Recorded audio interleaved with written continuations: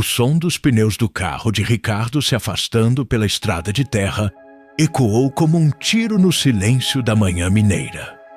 Aos 72 anos, encontrei-me sozinho em meio a uma paisagem que cheirava a esterco e desespero.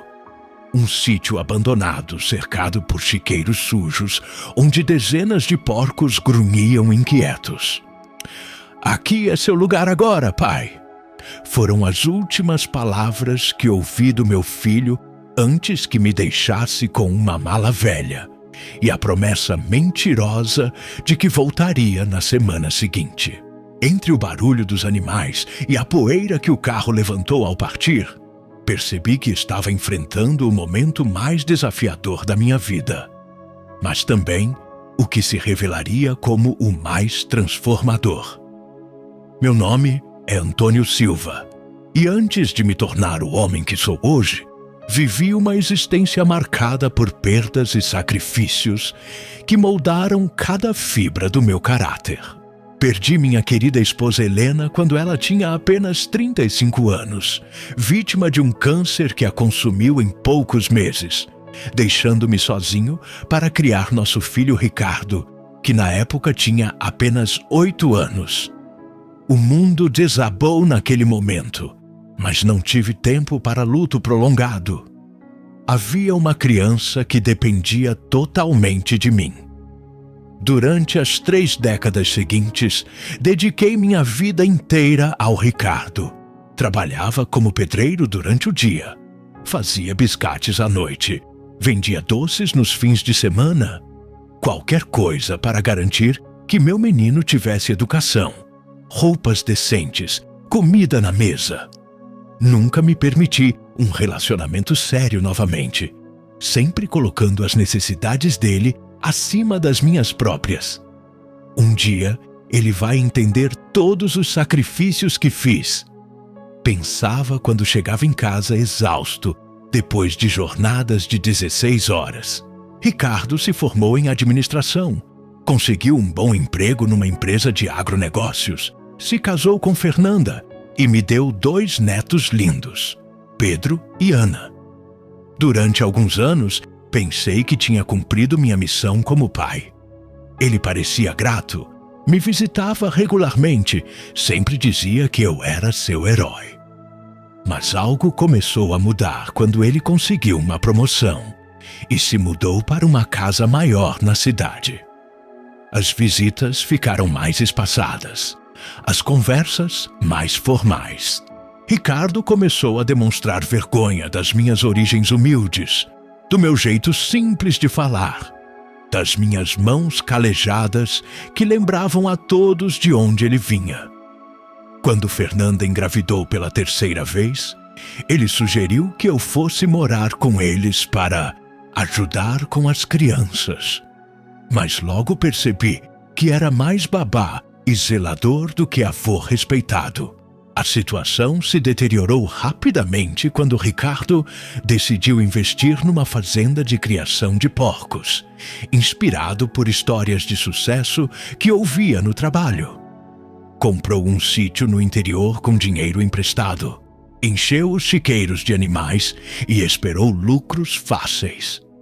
Mas criar porcos exige conhecimento técnico, dedicação diária, investimento constante em ração e medicamentos, coisas que Ricardo não estava disposto a enfrentar.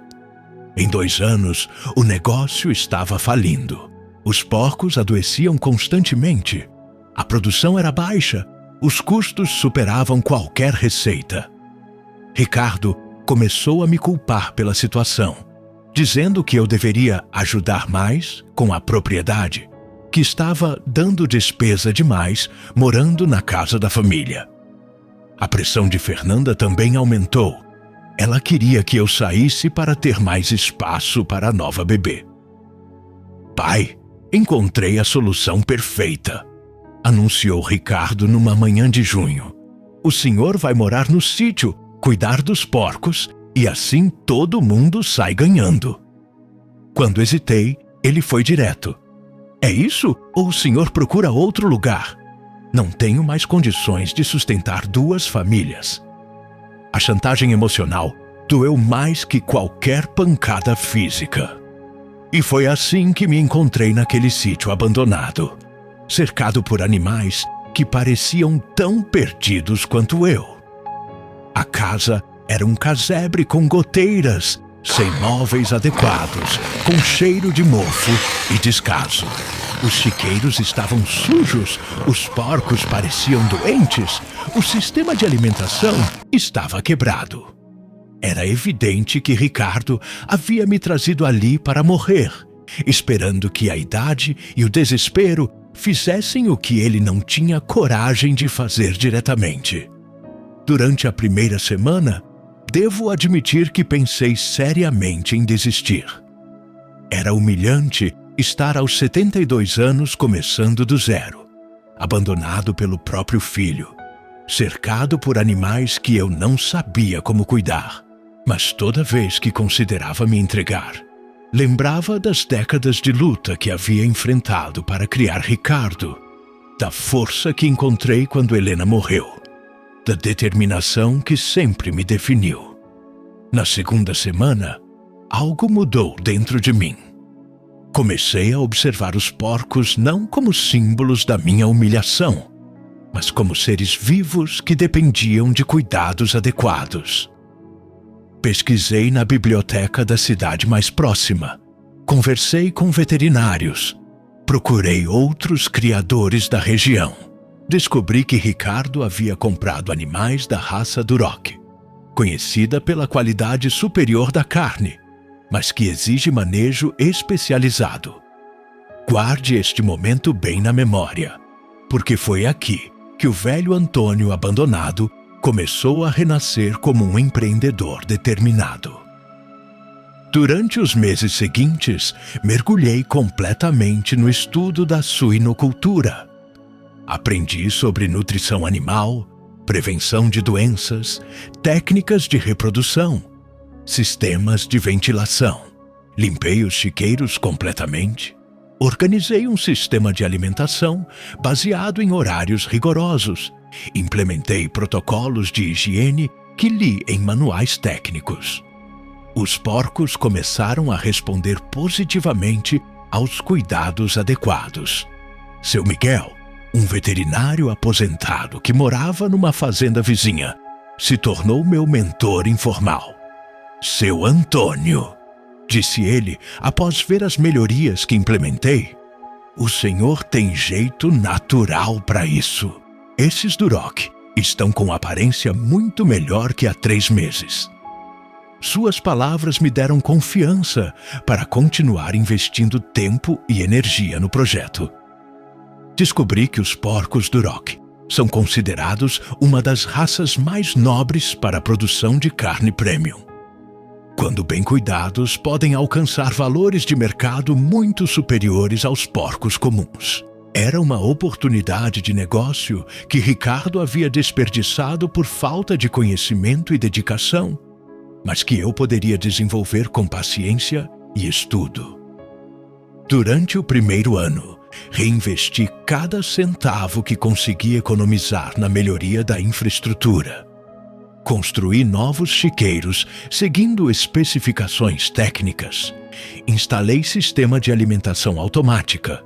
Criei área separada para matrizes reprodutoras.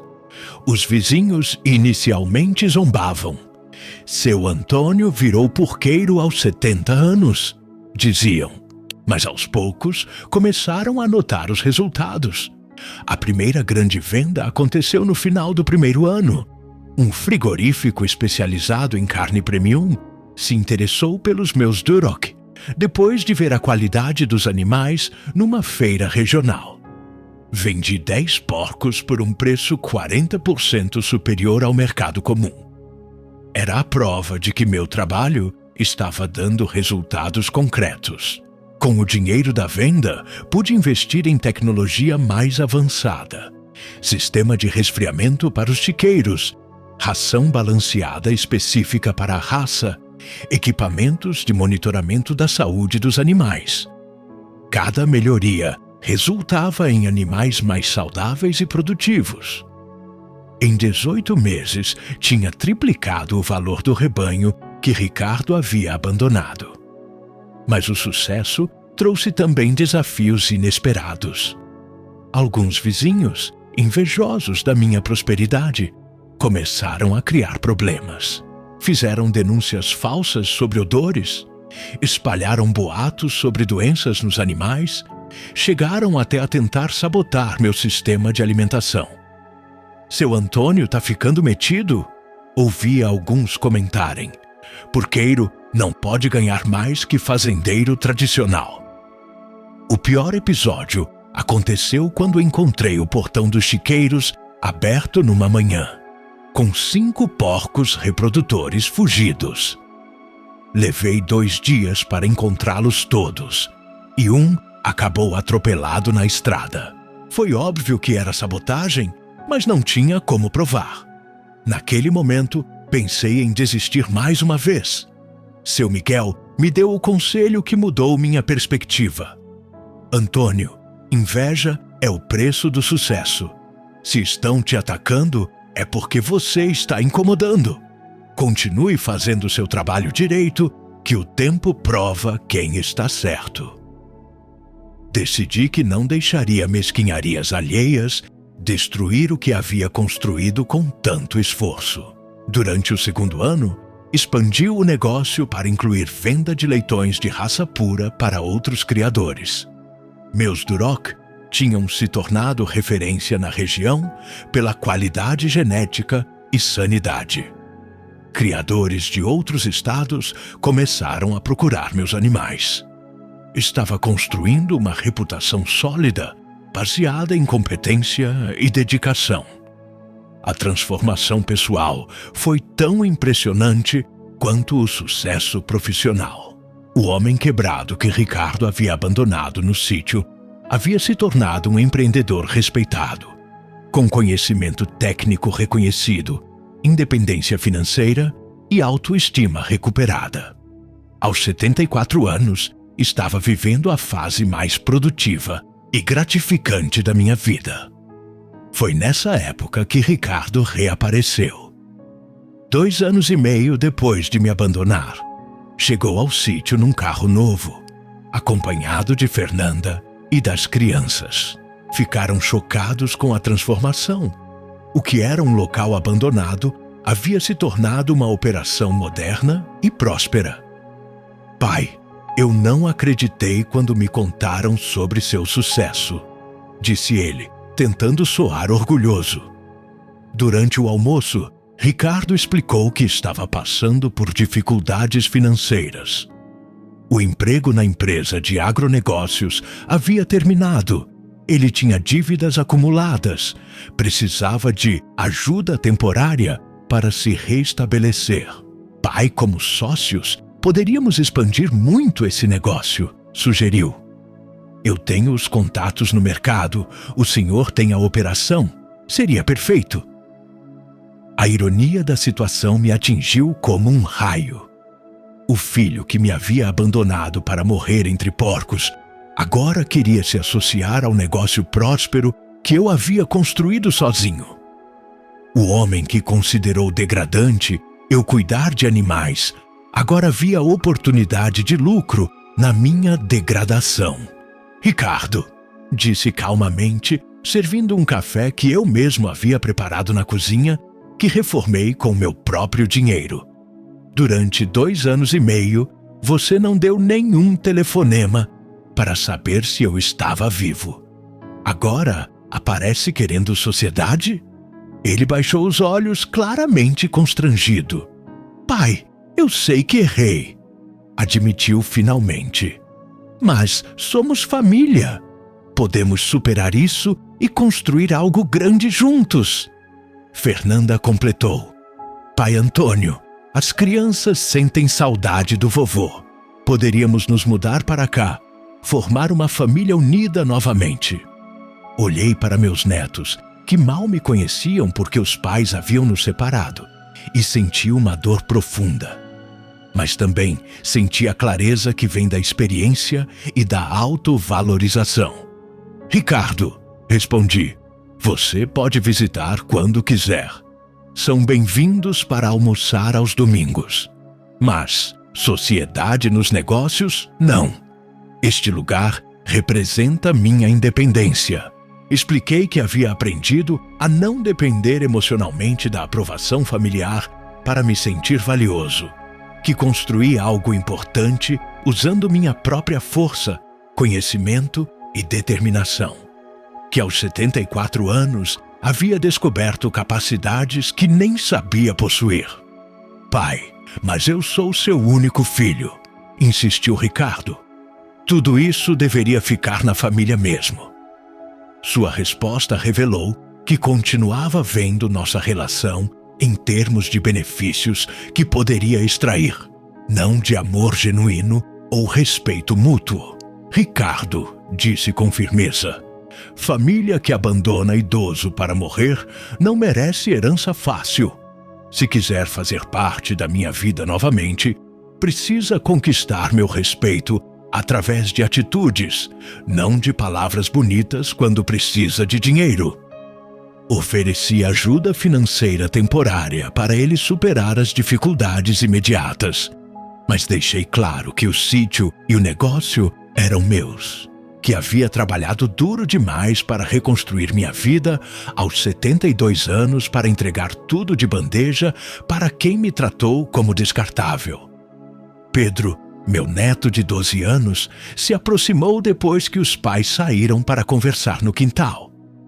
Vovô, posso aprender a cuidar dos porcos?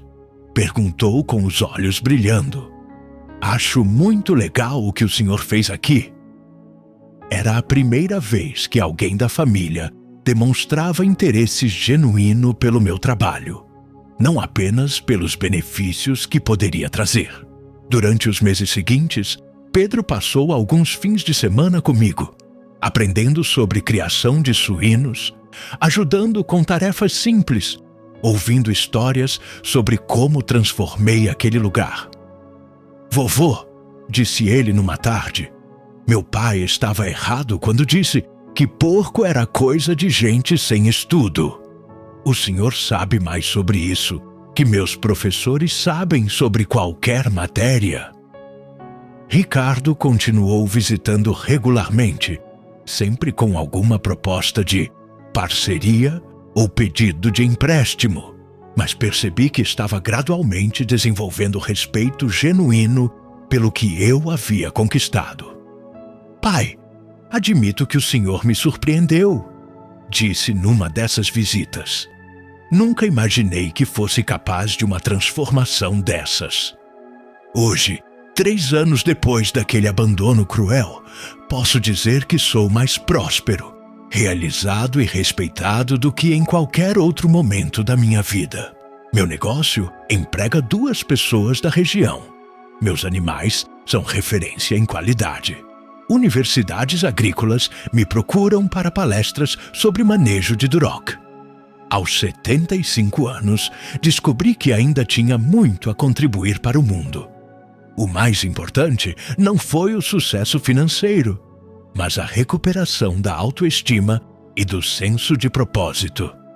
Aprendi que nunca é tarde demais para recomeçar, para aprender coisas novas, para provar nossa capacidade de adaptação e crescimento, que abandono familiar pode ser libertação disfarçada. Ricardo está lentamente reconstruindo nossa relação, mas agora em bases de respeito mútuo. Ele entendeu que não sou mais o pai submisso que aceitava qualquer tratamento em troca de migalhas de atenção. Pedro se tornou meu assistente oficial nos fins de semana e está cogitando estudar veterinária para trabalhar comigo no futuro. A lição mais valiosa que aprendi é que nossa dignidade não depende da opinião que a família tem sobre nós, que podemos ser pais amorosos sem nos tornarmos capachos emocionais, que trabalho honesto, independente da idade ou do preconceito social, sempre encontra reconhecimento e recompensa. Se você está ouvindo minha história, e se sente descartado ou subestimado pela própria família, lembre-se, dentro de cada pessoa existe um potencial inexplorado, esperando a oportunidade certa para florescer. Às vezes, é necessário tocar o fundo para descobrir que ainda temos força para subir. Conte para mim nos comentários. Você conhece pessoas que se reinventaram depois dos 70 anos? Já viu situações onde o desprezo familiar motivou grandes realizações pessoais? Essas histórias precisam ser compartilhadas, porque mostram que idade nunca deve ser desculpa para aceitar desrespeito ou desistir de sonhar grande.